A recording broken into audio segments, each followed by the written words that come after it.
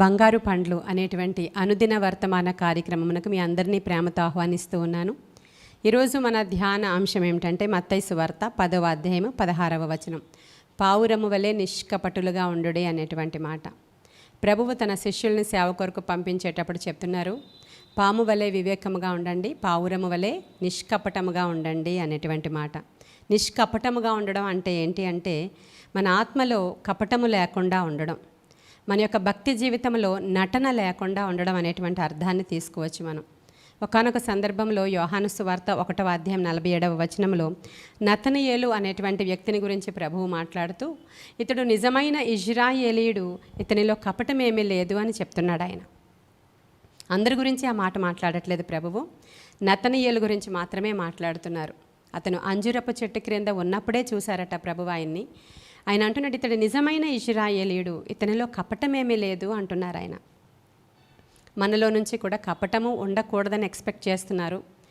ఆ దినాలలో ఉన్నటువంటి ఆచారాలు, వ్యవహారాలు, భక్తి పద్ధతులు, శాస్త్రులు పరిచయులు అంగీలు ధరించుకొని వీధులలో దీర్ఘ ప్రార్థనలు చేస్తూ ఉపవాసాలు ఉంటూ దేవుని వైపు మేము చాలా భక్తిపరులం అన్నట్టుగా నటిస్తూ వాళ్ళలో ఏ మాత్రము కూడా లోపల జాలి, కరుణ, దయ, కనికరం, నిజమైనటువంటి ప్రేమ, భక్తి లేకుండా ఉంటూ వాళ్ళు ప్రజలను మోసం చేస్తూ ఉండేవారు అన్నమాట. అందుకే ప్రభు అంటున్నారు, వారిని సున్నము కొట్టిన సమాధుల్లారా అని కూడా పిలుస్తున్నారు. లోపలంతా కపటము, ద్వేషము, నటన, అసూయ ఇవన్నీ పెట్టుకొని బయటికి మాత్రం అంటే సున్నం కొట్టిన సమాధి ఎలా అయితే బయటికి తెల్లగా చక్కగా అందంగా కనిపిస్తుందో అలా ఉన్నారని చెప్పి వారిని గురించి ప్రభు మాట్లాడుతూ ఉన్నారు. మరి ఈరోజు మనం ఎలా ఉన్నాము? నతనయేలుని గురించి ప్రభువు చెప్పినట్లు మనము కూడా నిజమైనటువంటి దేవుని బిడ్డలుగా ఉన్నామా? ఆత్మలో కపటము లేని వారముగా ఉన్నామా? నిష్కపటముగా ఉన్నామా? పావురము వంటి స్వభావము కలిగి ఉన్నామా అని ఈరోజు మనం ఒకసారి పరిశీలన చేసుకోవాలి, ఆలోచన చేసుకోవాలి. మరి హెబ్రీయులకు రాసిన పత్రిక 7వ అధ్యాయం 26వ వచనంలో మన ప్రభువుని గురించి ఇలాంటి మాటలు రాయబడి ఉన్నాయి. పవిత్రుడును, నిర్దోషియు, నిష్కల్మక్షుడును, పాపులలో చేరక ప్రత్యేకముగా ఉన్నవాడును, ఆకాశ మండలము కంటే మిక్కిలి హెచ్చైన వాడునైనా ఇట్టి ప్రధాన యాజకుడు మనకి సరిపోయినవాడు అనేటువంటి మాట. ఎంత బాగుంది కదా! నిష్కల్మషుడంట మన ప్రభువు, ఆత్మలో కపటము లేనివాడంట, పవిత్రుడంట, పాపులలో చేరక ప్రత్యేకముగా ఉన్నవారు మన ప్రభువు. ఆయన మనల్ని ఎక్స్పెక్ట్ చేస్తున్నారు, మనం ఆత్మలో కపటము లేని వారముగా మనం ఉండాలని. కీర్తనల గ్రంథము 32వ అధ్యాయం 2వ వచనంలో ఆత్మలో కపటము లేనివాడు ధన్యుడు అనేటువంటి మాట రాయబడి ఉంది.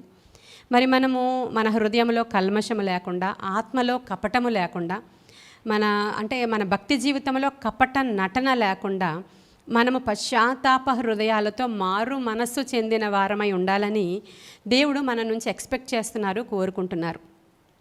నోవహు దినాలలో ఆయన ఒక్కడనే దేవుడు నీతిమంతుడుగా చూశారు.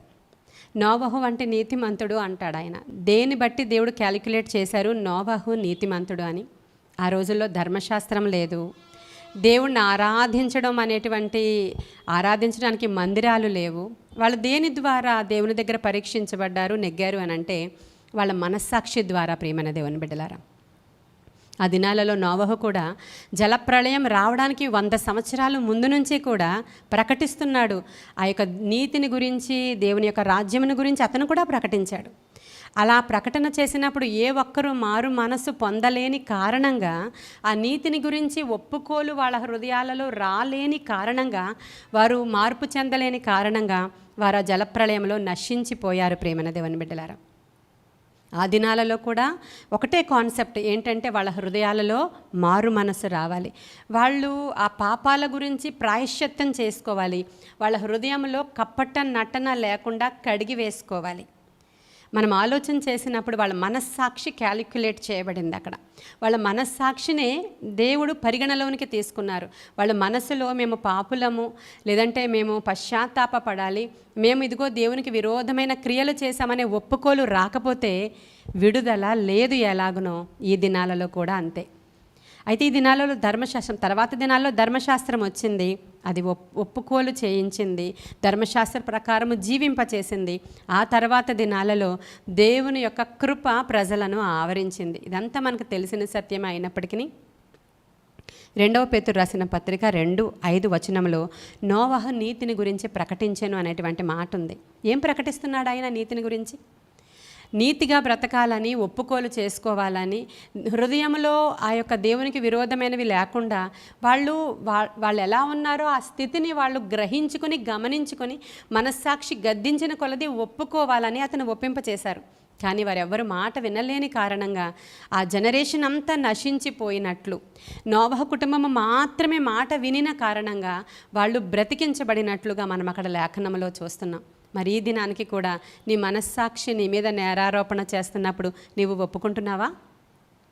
కొంతమంది మనస్సాక్షి వాత వేయబడి ఉంది అని వాక్యం సెలవిస్తూ ఉంది. అలా వాత వేయబడిన మనస్సాక్షి గలవారు దేవుణ్ణి చేరుకోలేరండి. ఆ జనరేషన్లో కాదు, ఏ జనరేషన్లో కూడా. ఈరోజు కూడా ఆత్మలో కపటము లేనివాడు అంటే అర్థం అదే. అతడు తనను తాను శుద్ధీకరించుకునేవాడు, తనను తాను సరిచేసుకునేవాడు, తనను తాను దేవుని దగ్గర సరెండర్ చేసుకునేవాడు, తన పాపినని గ్రహించేవాడు, తన పాపాలని ఒప్పుకొని విడిచిపెట్టేవాడే కపట నటన లేనివాడు. ప్రియమైన దేవుని బిడ్డలారా, మరి అటువంటి హృదయాలు మనకి ఉండాలని ప్రభు కోరుకుంటూ ఉన్నారు.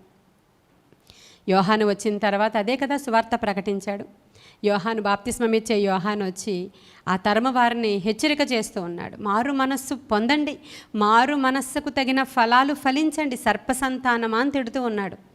అంటే ఈ మనసు మారలేని, పశ్చాత్తాపము రాలేని, నీతిని గూర్చి ఒప్పుకోలు చేసుకోలేనటువంటి మనస్తత్వము కనుక మనం ఉంటే మనం కూడా నశించిపోతున్న వాళ్ళ లిస్టులో ఉన్నట్లే. కాబట్టి ప్రభు ఖచ్చితంగా చెప్తున్నారు, పావురము వలె నిష్కపటమైనటువంటి హృదయం కలిగి ఉండండి. ఆ పావురము అనేటువంటి ఆ బర్డ్లో చేదుకట్టు ఎంత మాత్రము ఎలా లేదో మీలో కూడా చేదైన వేరు ఏమాత్రం కూడా ఉండకూడదు. పావురపు కన్నులు ఎలా అయితే అనుక్షణము నీటితో నిండి ఉంటాయో, ఎప్పుడూ కూడా దేవుని నీతిని గురించి ఒప్పుకోలు చేసుకునేటువంటి మనస్సు, పశ్చాత్తాపము, దేవుని దగ్గర మనము సరెండర్ అయ్యేటువంటి నైజము మన నుంచి ఎక్స్పెక్ట్ చేస్తూ ఉన్నాడు ఆయన. అటువంటి ఒప్పుకోలు మనలో నుంచి వస్తేనే మనం సత్క్రైస్తవులుగా మార్చబడతాము, నిత్య రాజ్యానికి వారసులుగా మార్చబడతాము, నిష్కపటమైనటువంటి భక్తి చేయగలుగుతాము. అటువంటి కృప మన అందరికీ రావాలని, దేవుని యొక్క దృష్టిలో మనము పావురము వలె ఉండాలని నేను కోరుకుంటున్నాను. ఈ మాటలు దేవుడు మన వెనుకడిలో దీవించునుగాక. ఆమేన్. ప్రార్థన చేసుకుందాం. మహాపరిశుద్ధుడవైన తండ్రి, మహోన్నతుడవైన తండ్రి, నిత్య నివాసి సత్యస్వరూపినికి వందనాలు. జాలిగల దైవమానికి వందనాలు, దయగల దైవమానికి వందనాలు. ఈ మాటలు వినిన ప్రతి వారి హృదయంలో మనస్సాక్షి మంచిగా పనిచేయడానికి సహాయం చేయండి. మేము ప్రభువు దగ్గర ఒప్పుకోలు చేసుకున్న వాళ్ళమై, నిష్కపటమైన హృదయము గలవారముగా, పావురపు మనస్సు కలిగిన వారముగా ఉండడానికి అవసరమైన కృప మా అందరికీ దయచేయమని, వినుచున్న వారిలో ఎవరైనా రోగగ్రస్తులుంటే ఇప్పుడే ముట్టి స్వస్థపరచండి. సమస్యలలో ఉంటే ఆ సమస్యలు ఇప్పుడే గద్దిస్తున్నాను దేవా, విడిచిప్పమని ఆజ్ఞాపిస్తున్నాను. స్వస్థత దయచేయండి ప్రభు, ఆ సమస్యల నుంచి విడిపించండి ప్రభు, ఆత్మ కార్యాలు జరిగించమని, నాయన ఈ దిన దీవెనలతో బిడ్డలు నింపమని యేసయ్య శ్రేష్ఠ నామంలో అడుగుచున్నాము తండ్రి. Amen, amen, amen. God bless you.